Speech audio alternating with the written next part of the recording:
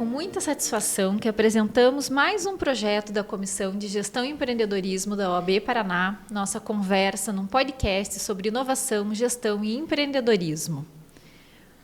Hoje, nosso episódio vai falar sobre os principais desafios e decisões da estruturação de um novo escritório de advocacia, sociedade, contratação, sede, reforma tributária. Eu sou Rafaela Strobel, advogada com atuação no direito empresarial há mais de 20 anos, com foco na construção civil. Atualmente estou como presidente da Comissão de Gestão e hoje serei anfitriã desse nosso bate-papo. Estou aqui com dois convidados sensacionais e muito experientes, Rafael Bernardes da Silveira, advogado com atuação em direito tributário e mercado financeiro de capitais, e Ricardo Ruani, também advogado, sócio da Uercom Contabilidade e especializada em advocacia. Ambos são membros da Comissão de Gestão e Empreendedorismo e tenho muito prazer e a honra de ter aqui vocês, compartilhando o conhecimento de vocês, porque certamente vai engrandecer muito a todos que estiverem nos escutando. Então, esse episódio e também os demais episódios do nosso projeto de podcast podem ser encontrados no Spotify e no YouTube e certamente terão muitas ideias interessantes para colocar em prática após essa nossa conversa. Então, deixe seu like no vídeo, compartilhe com quem puder se interessar e vamos lá. Separei aqui a nossa conversa em 4 segmentos.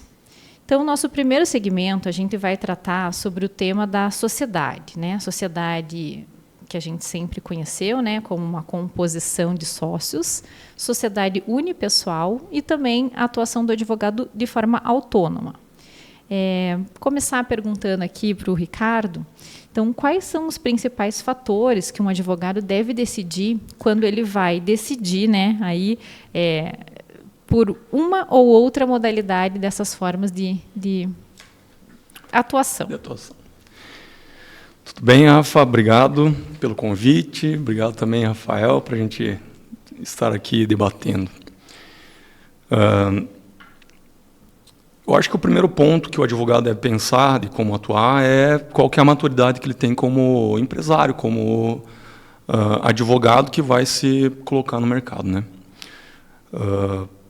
A forma autônoma, eu acho que sempre, ou em geral, é onde o advogado começa, principalmente quando ele está começando assim de forma individual mesmo, sem o apoio de uma estrutura, não sendo associado e nem sócio-serviço.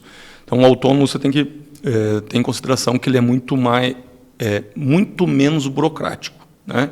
Então, você pode até um certo valor ali de receita, você pode ter simplesmente ali o cadastro na prefeitura, né? E você ter essa atuação, inclusive, pode utilizar livremente, por exemplo, como forma de marketing, as mídias sociais. Então, você tem que pensar nisso, que você vai ter aquela decisão totalmente concentrada em você, então vai ter liberdade, né?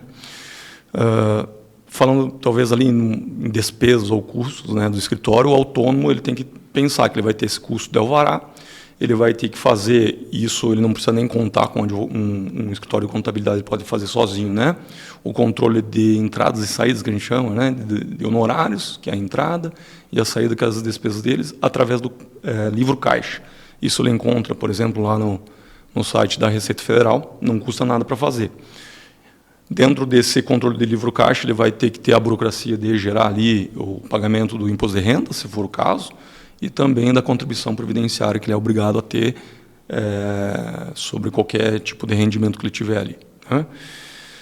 Fora isso, né, ele vai escolher ser sócio individual, né, ele abrir uma sociedade individual de advocacia ou unipessoal de advocacia, principalmente eu vejo quando ele quer se estruturar de uma forma mais profissional, né? Ele se posicionar perante o mercado, perante os parceiros advogados e não advogados, né? Aqueles parceiros que podem também colaborar na atividade como sociedade individual, porque ele vai ter uma estrutura, mesmo que seja individual, um pouco mais destacada dessa personalização que tem do autônomo.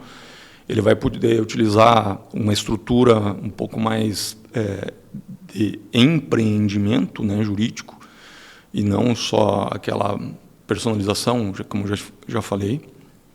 E essa decisão de ele formatar uma sociedade, a gente chama de múltiplos sócios ou individual, é de cada um.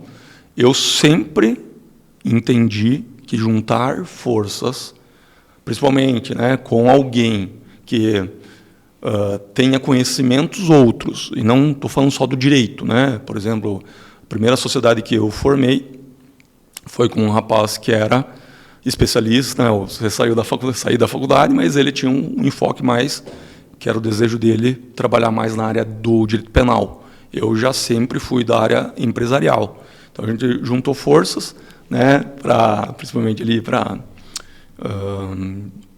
ratear despesas, mas também um apoiar o outro ali em conseguir clientes, em se especializar, cada um na sua área. Eu sempre fui por esse enfoque, sempre busquei somar forças com alguém.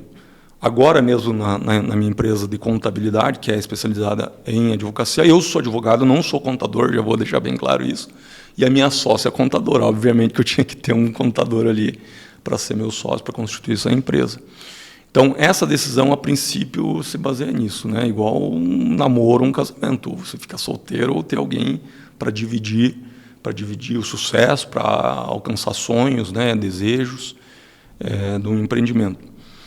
Também tem uma questão ali que dá para a gente pontuar em relação a você sócio individual e seu sócio ou constituir uma sociedade com mais alguém, né? Que é a questão de custos, né? A gente pode falar aqui brevemente que não tem praticamente diferença alguma. Lógico que tendo 2 sócios vai ter uma taxa um pouquinho maior ali para constituir na OAB. Mas a sociedade individual, a gente até vai tratar daqui a pouquinho, né? Se o sócio individual ele quiser montar um escritório na sua residência, existe uma legislação federal que, sendo, né, o mesmo endereço, você vai ter ali o deferimento da isenção de todas as taxas municipais, bombeiro e vigilância sanitária. Então, você não tem custo nenhum, nem para abrir, fora a Constituição, né, a taxa da OAB, e nem depois para renovar o alvará de funcionamento, desde que seja o teu endereço residencial e seja meramente atendimento virtual, que a gente vai tratar daqui a pouquinho. Então, você vai ter a isenção dessas taxas, que também deve colocar na ponta do lápis, principalmente quando você está no início da carreira de advocacia. Não é, Rafael? De forma prática, isso que o Ricardo colocou. O advogado autônomo, então, ele não vai emitir nota fiscal. Ele vai ter que dar algum outro tipo de documento. O advogado que se constituiu numa sociedade unipessoal, então, ele daí passa a ter CNPJ, emite nota fiscal. Como é que funciona isso? Né? Porque, às vezes, as pessoas não têm muito a noção do que elas têm que fazer na prática. Entendi. Primeiro, eu queria agradecer você, Rafaela, nossa presidente da Comissão de Gestão e Empreendedorismo, parabenizar você e ao Rodrigo Crick pela iniciativa desse podcast sensacional, vários podcasts maravilhosos. O primeiro já saiu, eu já ouvi, muito bom. Pois bem, irretocável o posicionamento do Ricardo. Para ser prático aqui, antes de responder a tua pergunta, somente complementar algo que o Ricardo mencionou, que eu vou optar pela sociedade, por uma pessoa jurídica, seja ela unipessoal ou seja uma sociedade de advogados e não autônomo, muitas vezes relacionado ao cliente. Vou contar a minha experiência. Quando nós começamos o escritório, tínhamos os sócios, nós nos chamávamos de sócios, mas nós não tínhamos a sociedade.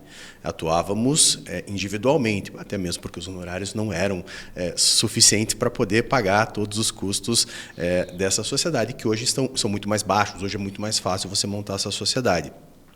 E então, uma empresa que eu era estagiário no passado me procurou e falou: Rafael, você pode me ajudar com esses serviços? E eu falei: eu posso. Eles me falaram: mas eu só posso contratar você se você for pessoa jurídica.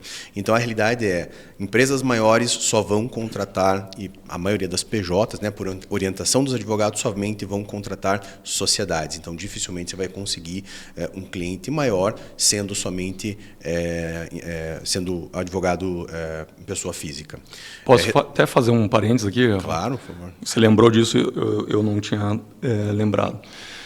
Até porque, né, empresas maiores que estão ali no lucro presumido, né, os tomadores de serviço, né, que estão no lucro presumido ou no lucro real, a gente sempre tem que lembrar que um autônomo, para além de um risco trabalhista, talvez que você esteja fazendo uma referência, o prestador autônomo ele custa 20% a mais para essas empresas de maior porte, né, lucro presumido e lucro real. Por quê? Porque elas pagam a contribuição previdenciária patronal de 20%. Ou seja, se o Rafael está prestando serviço para mim como uma pessoa jurídica, por exemplo, uma sociedade individual, vou colocar um exemplo aqui, né? No Simples ainda? No Simples, eu vou pagar lá, digamos, honorários de R$5.000. Quanto que ele custa para a minha empresa? Que eu sou o tomador de serviço, R$5.000. Se ele for prestar serviço para mim como autônomo, um advogado autônomo, ele vai custar R$6.000, além da burocracia. Porque a empresa vai ser a responsável tributária por emitir um RPA, né, um recibo de pagamento autônomo, fazer os recolhimentos, que são as retenções, né, o desconto e depois o recolhimento com o pagamento, e ainda pagar a mais 20%, que é uma obrigação principal da própria empresa tomadora, o contratante. Então você está certo nisso, né? Bem lembrado, Rafael. E aí justificado por que uma empresa vai preferir contratar pessoa jurídica ao invés do advogado autônomo. Com certeza. Exatamente. E respondendo à sua pergunta, parece até que a gente combinou, né? Mas na verdade você passou a perspectiva da empresa, né? O contratante do advogado. O contratante do advogado ele tem que pagar o INSS sobre o empreendedor individual, né? Sobre o empresário, sobre seja quem for, sobre o autônomo. E respondendo à sua pergunta, ele tem que emitir uma RPA, né, um recibo de profissional autônomo. E esse recibo ele também tem que fazer as retenções. E essas retenções geralmente são elevadas, retenções de INSS, retenções do imposto de renda, que vai reduzir o valor que ele vai receber, que fica líquido para ele. Numa sociedade, isso não acontece. Né? Então, quando eu tenho uma sociedade unipessoal ou quando eu tenho uma sociedade composta por outros profissionais, eu vou emitir a nota fiscal, como você mesmo mencionou, e o valor entra cheio para a sociedade. O tomador do serviço não vai ter a obrigação de nenhuma retenção, a não ser em alguns casos de ISS, quando é prestado em outro município, mas esse valor vai entrar direto para a sociedade e depois ele vai ser tributado. Se for no Simples Nacional, conforme o regime do Simples, se for lucro presumido, real, e acredito que a gente vai falar isso depois, correto? Sim. Respondido? Acho que sim. Tá bom. Tá, e assim, uma vez decidido, então, que o advogado não vai trabalhar como autônomo e vai constituir uma sociedade. Então, ele pode compor sociedade com outros profissionais, advogados, ou então pode atuar de forma unipessoal.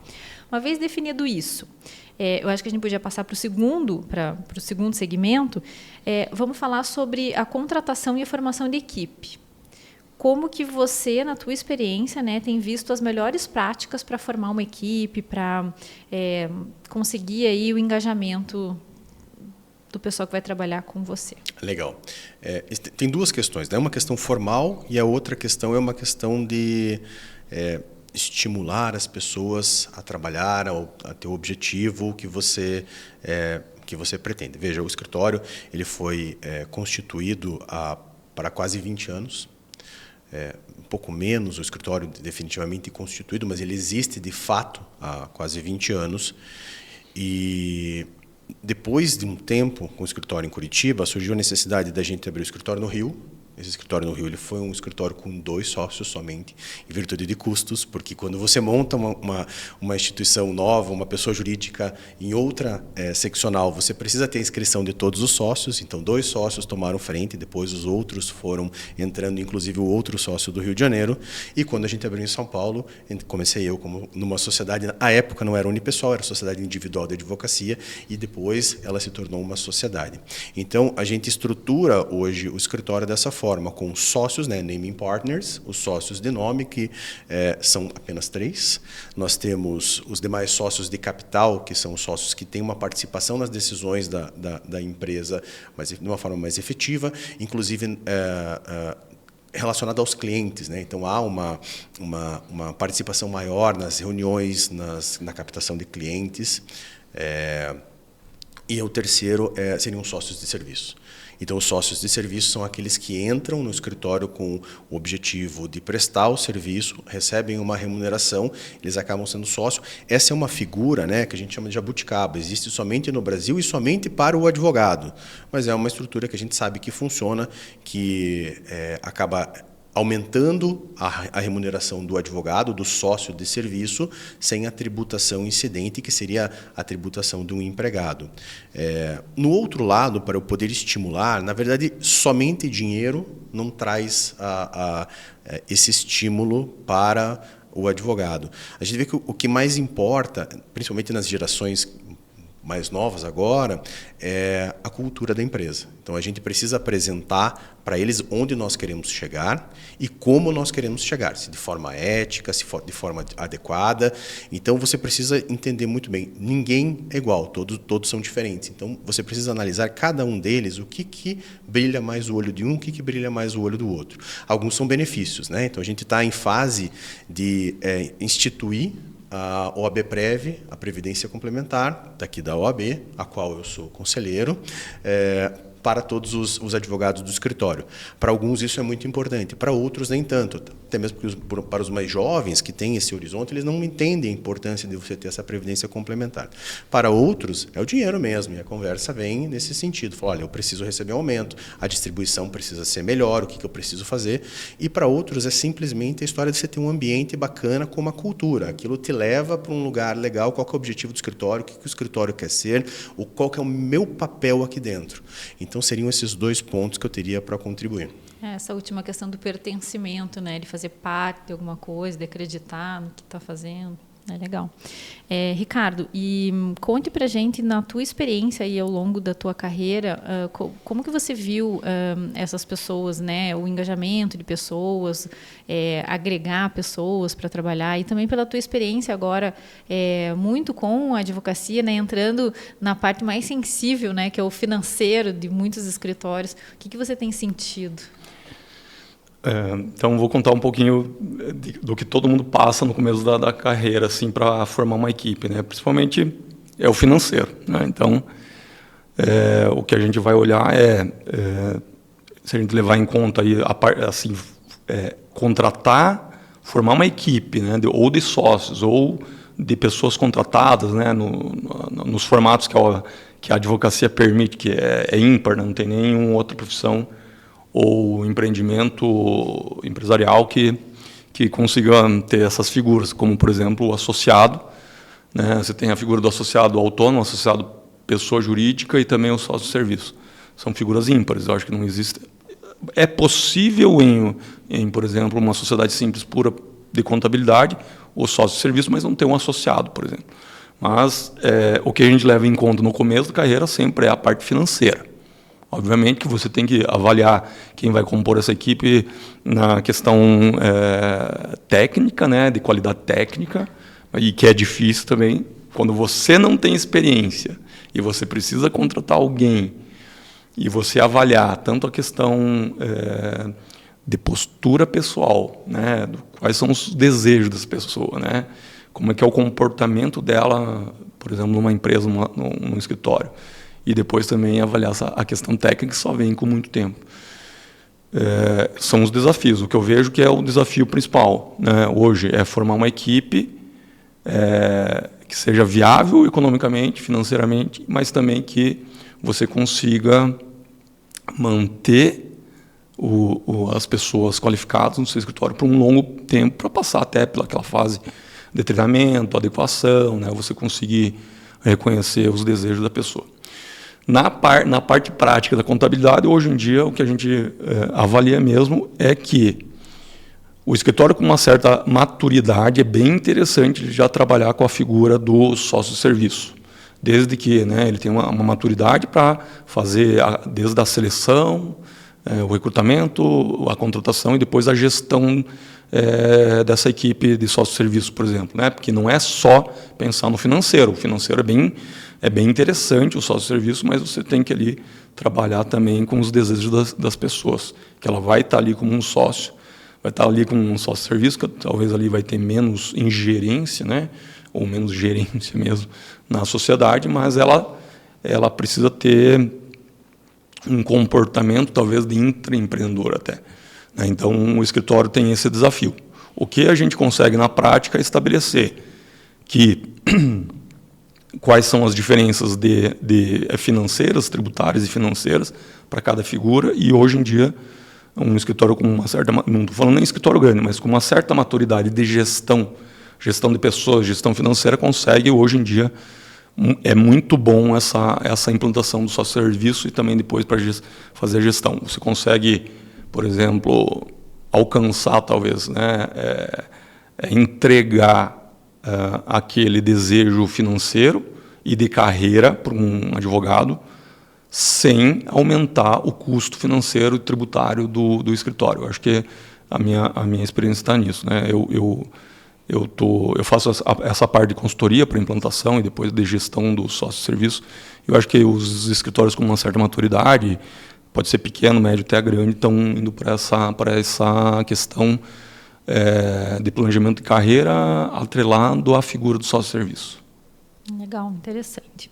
E a gente tinha comentado sobre uma diferenciação entre escritório virtual e escritório físico, né? Então, depois aí desse evento, né, da pandemia, é uma coisa que era inimaginável, né, de termos só escritórios digitais, virtuais, né? Hoje em dia se torna uma realidade e uma nova experiência, né? E o que vocês têm percebido a respeito desse tema? Como é que isso se organiza juridicamente e também faticamente? Quer começar, Rafa? Pode, claro, sem problema nenhum. Isso pode mudar, tá, Rafa? Só para deixar claro que com a reforma tributária, depois a gente pode falar um pouquinho mais sobre isso, mas com a reforma tributária pode ser que esse cenário mude mais um pouquinho sobre o aspecto de aproveitamento de créditos. Mas, enfim, não vamos dar spoiler aqui. A maioria das pessoas vem trabalhando no ambiente virtual hoje. Na advocacia, muitos colegas que eu conheço vão começar um novo empreendimento. A primeira coisa que a gente pensava quando ia abrir o escritório era: preciso de uma sala. É uma sala para receber o cliente, é uma sala com computador para eu trabalhar quieta. Hoje em dia não, né? A maioria das pessoas, né? Os advogados, eles conseguem ter ambientes, inclusive aqui na OAB. A Caixa de Assistência disponibiliza, então você pode ter esse escritório virtual de uma forma muito mais tranquila. A tecnologia ajuda a gente a ter essa facilidade. Eu que atuo, né, pelo menos em 3 outros municípios, em 3 outros estados, para mim ficou muito mais fácil com a pandemia. Eu viajava antes 2 vezes por semana. Eu viajava para São Paulo e viajava para o Rio de Janeiro, na mesma semana, toda semana religiosamente. Depois disso, o meu cliente entendeu que ele não precisava toda reunião que eu estivesse lá conversando com ele, tomando café. Ele entendeu que ele podia passar uma mensagem, que ele podia fazer uma videoconferência.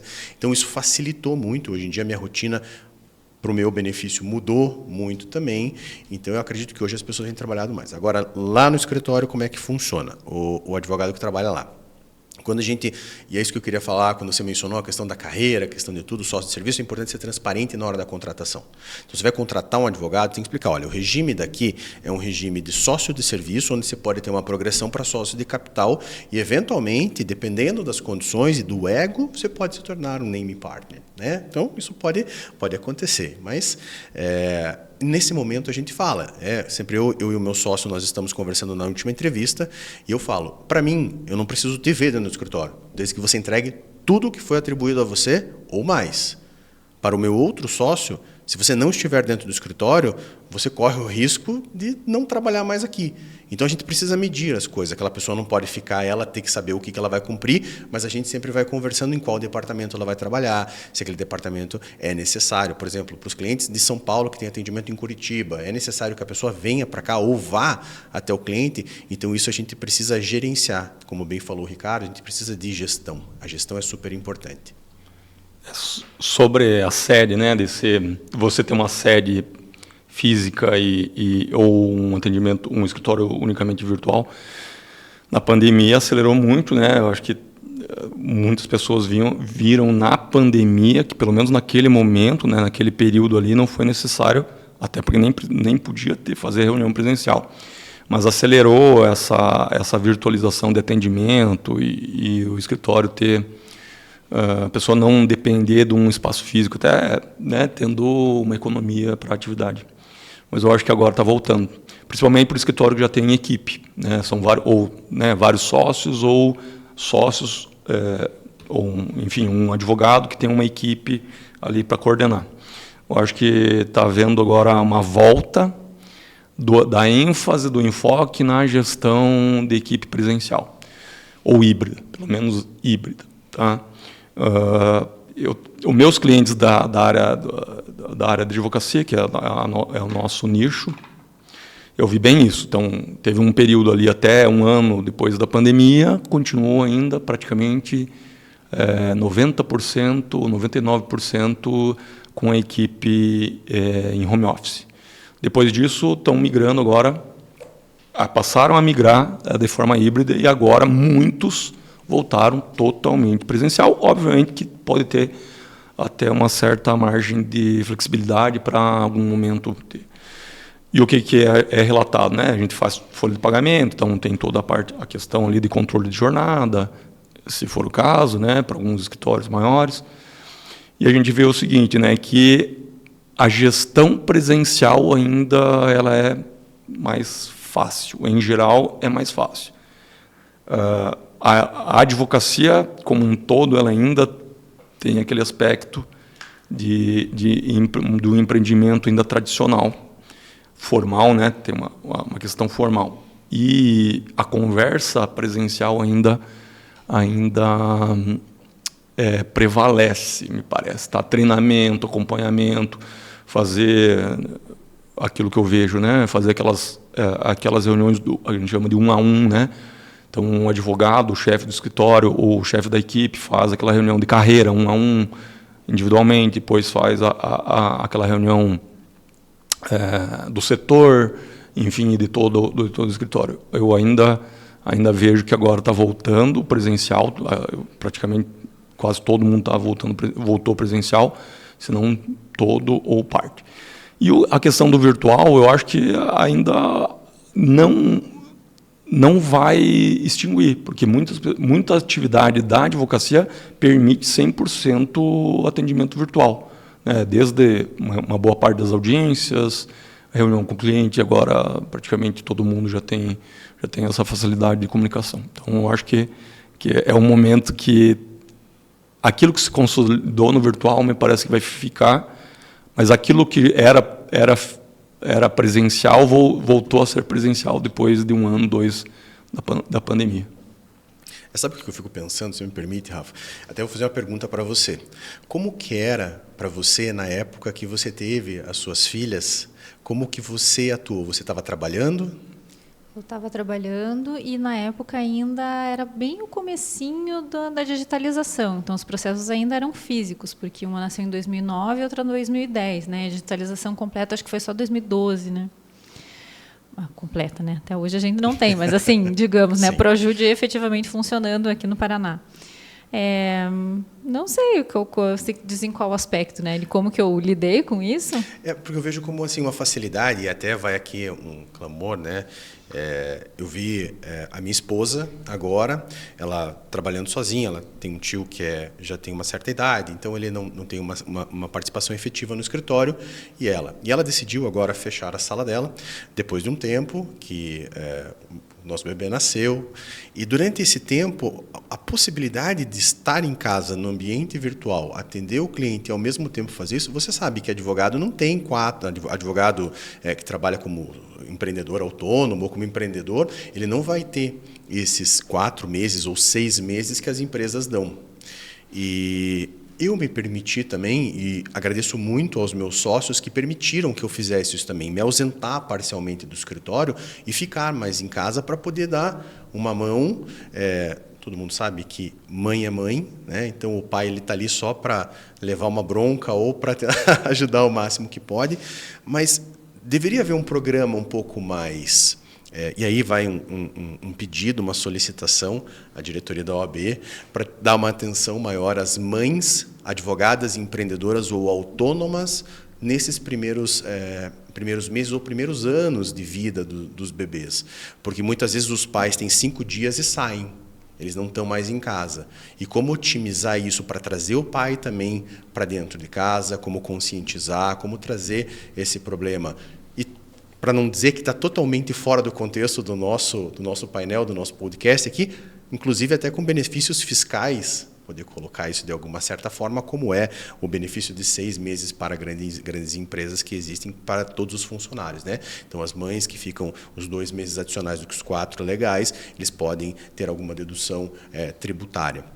Então, essa é uma ideia, eu queria trazer esse assunto, porque acho que é um assunto importante para a gente trazer, que não é visto. Às vezes ele fica um pouquinho apagado, escondido, todo mundo fala que é importante, mas na prática ninguém verifica, né? É difícil ou não é, Rafa, ficar Nossa, é extremamente difícil. Assim, na época em que elas nasceram, que elas eram pequenas, eu trabalhava efetivamente, tive uma estrutura de apoio, então consegui, né, administrar. Mas durante o começo da pandemia, que é o mais recente, que eu acho que eu posso relatar isso de uma forma mais fresca na memória, foi muito intenso, porque assim, eu tinha que cuidar das 2 crianças em casa, né?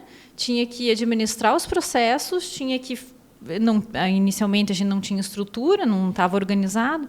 Então, assim, depois foi providencial um momento em que decidiram por suspender os prazos, porque para mim foi daí um alívio, né? Porque estava uma loucura. E a partir desse momento, aí eu consegui me organizar, então eu organizei um escritório dentro da minha casa, e a partir disso passou a ser muito mais tranquilo, porque eu conseguia dar atenção para elas, conseguia trabalhar, conseguia resolver, né, coisas ali da casa. Então, assim, a digitalização e o fato de termos acesso a todos os sistemas de processo eletrônico e tudo isso facilitou muito e me permitiu trabalhar nesse período em que foi assim bem, né, de reclusão ali, cuidando delas, atendendo e trabalhando efetivamente. E para mim foi assim uma experiência bem tranquila. Eu sei que teve muita gente que teve dificuldade até para conseguir se concentrar, né?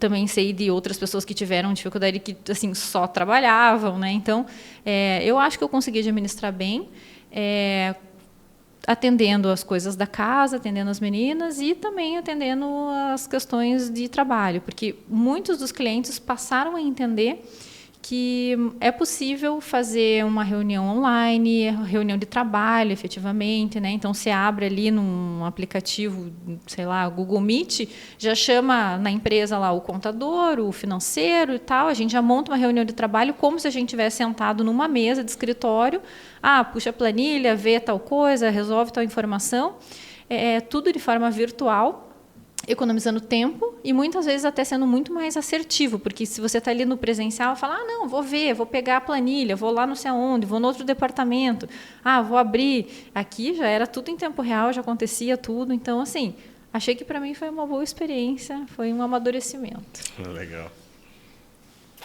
Bem, passando aqui então para o nosso último bloco, né, que é a questão da reforma tributária e os impactos que a reforma vai gerar na estruturação dos escritórios. Então, acho que aqui a gente poderia passar pelas 3 figuras novamente, né, para contar o que a reforma tributária vai gerar aí de estresse para a gente daqui para frente. Comigo primeiro? Tudo bem, sem problema. Veja, sem juízo de valor imediato sobre se é boa ou ruim a reforma tributária. Falar sobre isso sem ser de uma forma aprofundada, sem estudar, sem analisar, com quem não leu toda a legislação, toda a proposta que existe hoje, não é eficiente. Então, para poder falar sobre isso aqui, a pedidos, o que eu fiz, né? Como no Congresso, eu pensei aqui em como mencionar, né, somente no áudio, né, não dá para trazer um slide para a gente colocar aqui, e para falar sobre cálculo é mais difícil sem slide, uma comparação de como é hoje. Então, hoje, nós temos, indo direto ao assunto, 2 modalidades de tributação. 2. Hoje nós temos a tributação sobre o lucro direto e a tributação sobre o consumo, que é indiretamente sobre a renda das famílias, que ela acaba sendo tributada, ou a capacidade de compra, né, o potencial de compra que as pessoas têm, que as famílias possuem, que os consumidores têm. O primeiro deles, ele não está englobado nessa reforma tributária. Então, eu vou falar de IRPJ, Imposto de Renda Pessoa Jurídica para as Sociedades, e a contribuição social sobre o lucro líquido, e eu vou falar sobre o Imposto de Renda Pessoa Física para as pessoas físicas. Esse não muda. Então, o cálculo vai continuar igual. Se você é autônomo, pessoa física, vai continuar na tabela progressiva, 0 até 27,5%. já dizendo que acima de R$6.000 já começa a ficar um pouquinho, você já começa a ter algum tributo de imposto de renda a pagar ali. Se você tiver o INSS, se você emitir a RPA, você vai ter o INSS para você pagar, além da retenção, além do pagamento do teu cliente que toma esse serviço, se ele for pessoa jurídica. Na pessoa jurídica, então, se eu tenho uma sociedade unipessoal ou se eu tenho uma sociedade de advocacia, uma sociedade de advocacia propriamente dita, eu vou ter 3 regimes tributários para o cálculo desses impostos, que vai ser Simples Nacional, lucro presumido e lucro real. Não muda nada com relação a esses tributos sobre os lucros. Com relação à tributação sobre o consumo, que eu tenho hoje, eu vou falar, nos prestadores de serviços em geral, eu vou ter PIS, COFINS e ISS. PIS e COFINS, tributos federais, e ISS, o tributo municipal. Esses tributos juntos, eles somam, se for no lucro presumido, de forma cumulativa, ou seja, eu não tenho créditos, 3% de COFINS, 0,65% de PIS e 5% de ISS em Curitiba. É de 2 a 5, mas em Curitiba nós temos 5%. Vamos considerar a alíquota máxima para não ser injusto com nenhum cálculo da reforma que esteja enviesado. A indústria vai se beneficiar? Vai, porque tem o IPI, inclusive, que é complexo e tem diversas alíquotas diferentes, é necessário você verificar cada classe, e também o ICMS, mas a gente não está falando de indústria, a gente vai falar do impacto para a advocacia aqui. Esses 3 tributos que eu mencionei sobre o consumo ou sobre a receita bruta, o faturamento, que é o PIS, a COFINS e o ISS, eles vão ser extintos e há um tempo para isso ser implantado, começa já em 2026 com alíquotas mais baixas e depois ele começa a subir pela CBS e IBS, que são a contribuição sobre bens e serviços, imposto sobre bens e serviços, a primeira de competência da União Federal, a segunda de competência dos estados e municípios, sob o guarda-chuva de um comitê gestor. A legislação complementar ainda foi aprovada, se não me engano, na Câmara e foi para o Senado, nesse momento que nós estamos falando. Não há a alíquota definitiva, mas fala-se em 26,5%, 27%. A advocacia teve se eu posso dizer, um benefício de redução de 30%, ou seja, a alíquota vai ser 70%. Eu estou falando ali, você que é bom de cálculo, Ricardo, dizendo mais ou menos 19%. Uhum. Então, eu estou trocando 5% de ISS, 3% de COFINS e 0,65% de PIS, ou seja, 8,65%, por 19%. Hoje, o cenário que eu tenho de especulação dentro de uma legislação, mas é uma especulação fundamentada, seria essa. Só que qual que é a diferença? No presumido, como que eu estou fazendo esse cálculo do PIS e da COFINS, porque se eu falar do presumido do lucro real no mesmo regime que eu estou falando aqui, vai ser de 9,25%.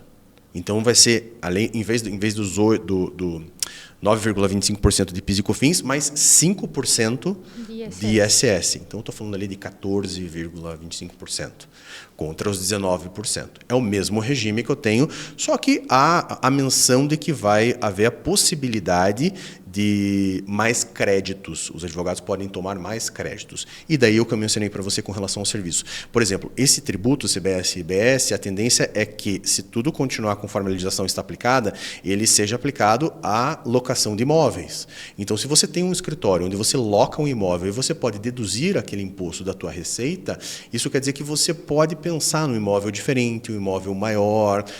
Então, vai haver. Passa a valer a pena você ter uma estrutura física para colocar teu escritório, porque aí você pode se acreditar.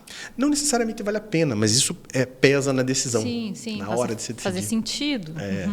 É um incentivo a mais, né? Um incentivo fiscal, não exatamente sobre não tecnicamente falando sobre incentivo fiscal, é um incentivo do tributo que a tributação permite a você, que o crédito tributário vai permitir. Então, eu vou ter essas duas formas de tributar no lucro presumido e lucro real. Mas a maioria dos escritórios, e todo mundo que começa um escritório do zero, começa no Simples Nacional. Então, começa sob a égide da Lei Complementar 123, tabela 4, e a partir daí, praticamente nada muda. Então, a tendência é que agora a gente não tem nada muito expressivo sobre mudanças, continua na tabela 4, continua, só muda na repartição, porque por mais que o regime simplificado você pague tudo num documento só, na DAS, esse valor recolhido pelo fisco, ele vai para o Comitê Gestor do Simples Nacional e ele é redistribuído para as unidades federativas, estados e municípios. No caso da advocacia, o ISS está lá destacado. Então, tem o percentual do que é imposto de renda, contribuição social, PIS, COFINS, ISS e contribuição social. Eu tenho lá, se eu for verificar, eu tenho todas as tabelinhas lá no final da Lei Complementar 123. Então, a princípio, vai mudar o quê? Vai sumir o PIS e a COFINS, o ISS, e vai ser substituído pela IBS e CBS. Quais são os percentuais, o que vai para quem?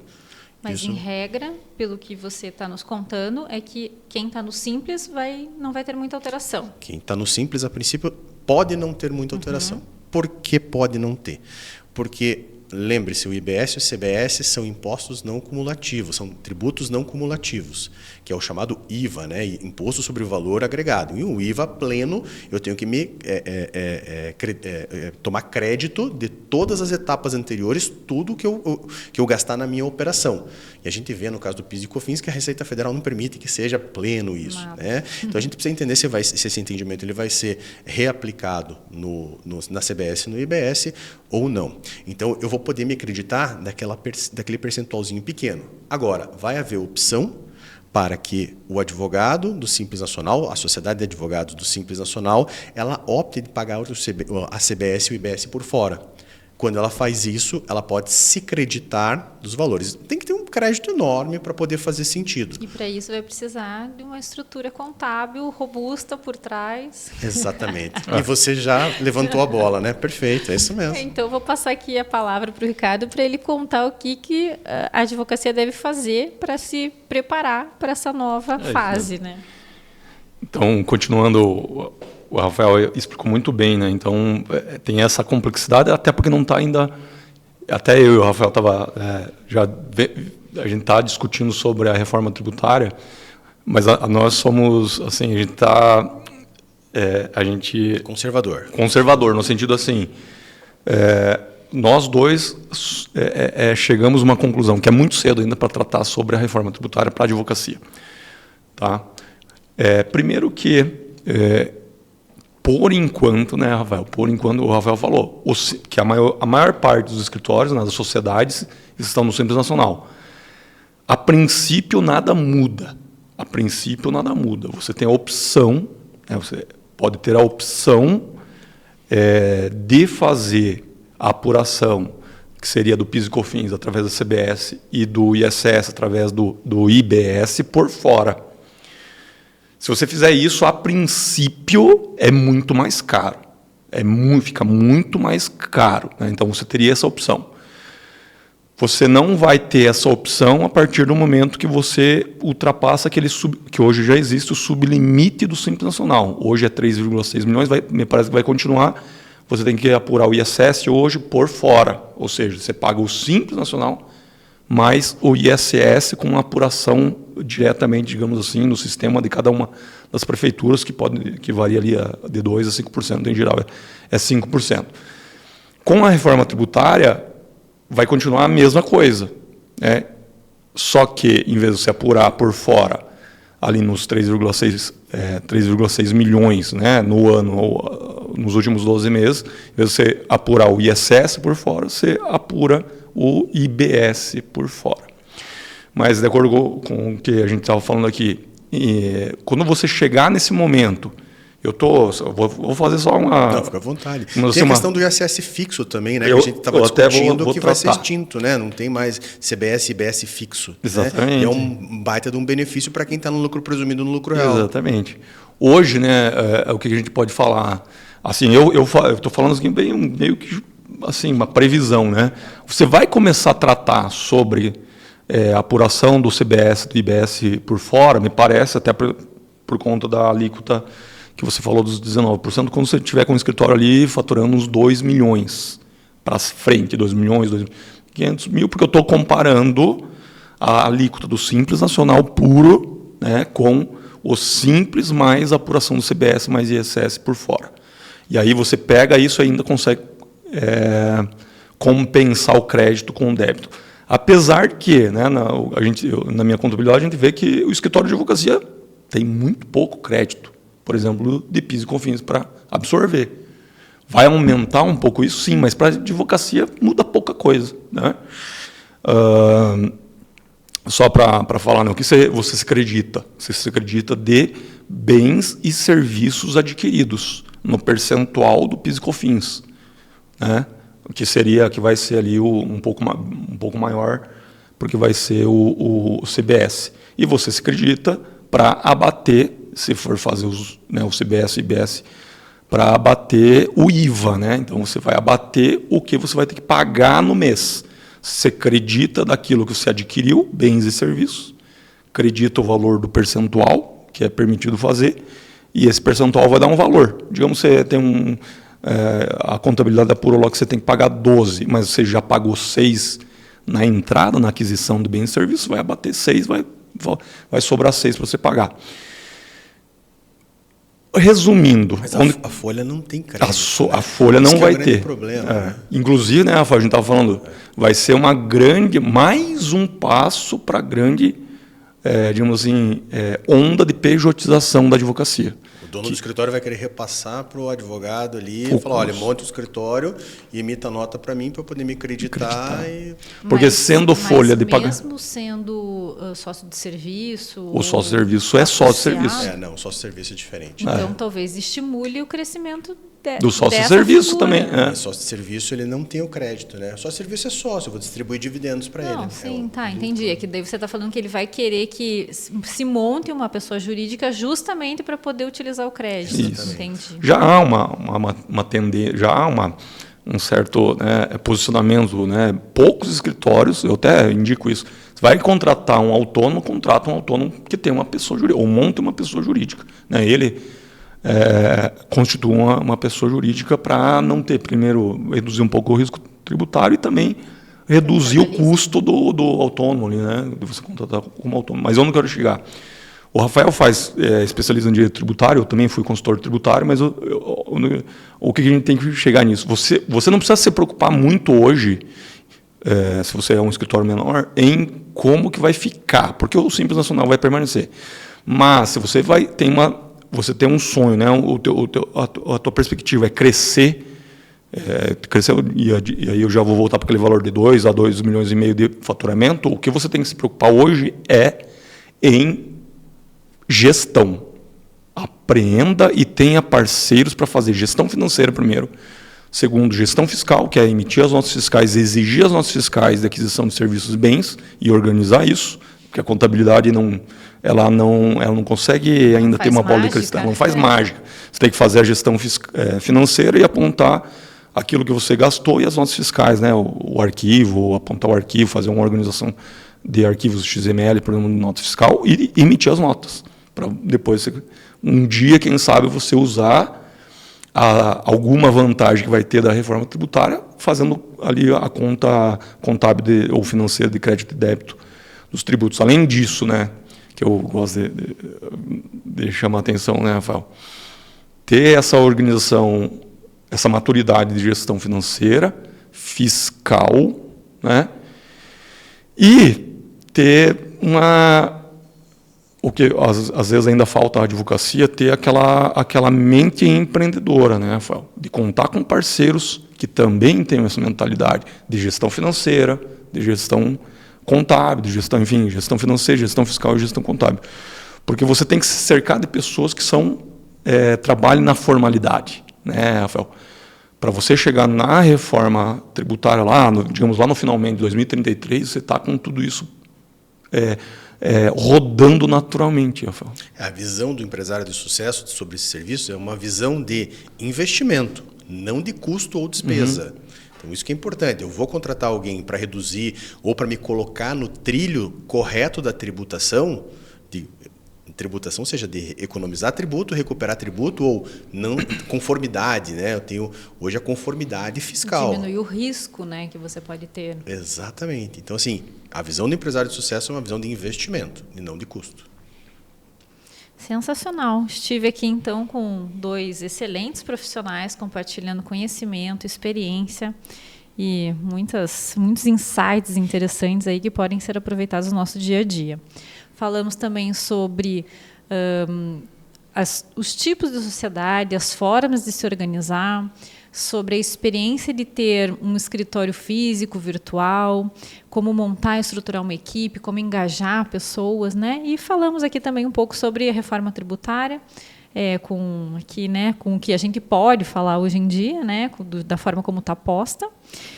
Mas, para finalizar, eu gostaria de pedir para vocês um conselho final para quem está iniciando na carreira da advocacia, ou então para quem está fazendo uma transição de carreira, para quem de repente trabalha como seletista em alguma empresa, né, ou algum escritório, e está querendo aí galgar uma posição como empreendedor na advocacia.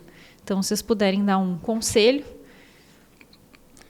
Meu conselho é participe de uma das comissões da OAB, e vou fazer o nosso convite aqui, né, nosso jabá da nossa Comissão de Gestão e Empreendedorismo. Aqui a gente tem uma discussão e aproveitamento de toda a estrutura da OAB, como é aqui a gravação. Então, você tem abertura para discussão, para se apresentar livremente, para participar dos projetos. Eu acho que é uma das, pelo menos que a gente acompanha em outras comissões, eu acho que é a comissão que mais dá acesso bem democrático. Então, a gente convida as pessoas, então todo mundo consegue participar mesmo à distância, né? Consegue participar dos nossos projetos, aprende muito de tecnologia, de gestão de tudo, né? Gestão financeira, gestão administrativa, gestão de pessoas. Eu acho que é um tema bem, para mim ainda é um ponto fraco, e eu quando eu vejo nossos colegas falando disso, né, de gestão de pessoas, eu fico assim, me brilho os olhos, porque eles falam com muita categoria. Aproveitem a estrutura da OAB. Eu vejo muita reclamação, mas porque as pessoas não usam. Gente, vocês precisam sair da sua casa, do seu escritório, e conversar com as pessoas, com os advogados. Então, tiram o tempo para falar com advogados, às vezes nem são mais experientes, mas são especializados em uma área, né? Por exemplo, nós temos o Rodrigo, né, e outros colegas aqui que falam muito da parte comercial, digamos assim, hoje em dia já dá para falar, né, em como conseguir mais clientes, como a Elaine também fala muito disso, né, como você prospectar, né, clientes de forma legal e dentro da ética, né, Rafael? A minha dica é: venham, usem a estrutura, participem de comissões, porque você pode alistar, né, participar de várias comissões, mas fica meu convite para participar da CGE, por exemplo. Legal. São 3 comissões, né, Rafa? No máximo 3? Acho que é o limite, né? Máximo 3, entendi. eu acho. Não, acho que agora são 2. No último edital foram 2 opções. Você só pode se candidatar a 2. Não, super interessante. E a ideia, talvez, aí que eu já ouvi, é que talvez seja uma só, para você realmente poder se dedicar àquela comissão, né? Porque às vezes você está fazendo muita coisa e aí você não consegue focar. É verdade, é verdade. Eu acho que a pluralidade ela é valiosa. Acho que até 2 eu acho bacana, 3 eu acho. Tanto é que quando eu fiz o meu registro, eu fiz em uma só. E daí depois eu fiz na outra, né? Você foi convencido. Eu fui convencido a vir para a comissão, e fico muito feliz por esse convencimento. E a minha recomendação para quem está começando na advocacia iniciante é, primeiramente, foco, fé e estudo. Vai com tudo. Se é isso que você quer realmente, se é isso que você decidiu ser advogado, estude. Segundo ponto, todo mundo fala que a advocacia é commodity, né? Commoditização da advocacia. Então, eu vou ter algumas atividades, como, por exemplo, previdenciário, trabalhista, que são algumas atividades que são muito específicas. Assim, você consegue tirar, seja diferente, ache o seu diferencial. No nosso caso, no nosso escritório, nós fomos estudar outra área que não existe uma área, não se aprende sobre mercado financeiro de capitais na faculdade. A gente foi ver a regulamentação. É direito público puro, é direito administrativo. Eu analisar uma autarquia federal, a CVM, atuando nos agentes do mercado financeiro. Então, a gente foi estudar como trazer essas ferramentas para os nossos clientes. Como que você pode trazer? E o terceiro trabalhar nas habilidades não técnicas.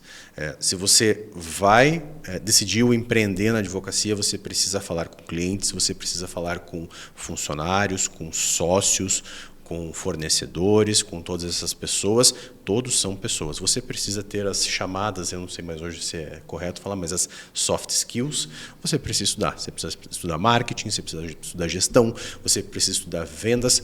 Eu estou enganado, mas eu estou falando sobre tudo isso que a gente trata na nossa comissão. Justamente. E até é interessante porque também fui anfitriã de um outro podcast aqui do nosso mesmo projeto, e a mensagem final das minhas 2 colegas que participaram, a Elaine e a Débora, foi justamente na linha do que vocês estão comentando, a necessidade de ter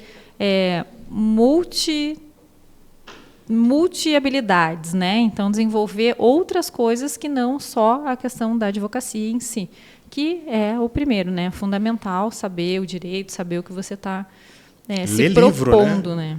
Ler livro, né? O jovem de hoje não gosta de ler livro, né? Tem que ler livro. Eu andava no ônibusinho com o livro debaixo do braço. E hoje em dia tem Kindle, né? Que não precisa nem carregar o volume, o peso. Então, fica muito mais fácil.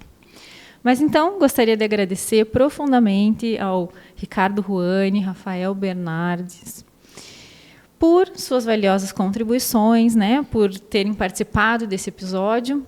E gostaria também de agradecer a todos que participaram do podcast e que não esqueçam de conferir os nossos outros podcasts, os nossos outros episódios da Comissão de Gestão e Empreendedorismo, onde a gente continuará trazendo temas importantes e dicas práticas para o desenvolvimento da sua carreira na advocacia. Até a próxima!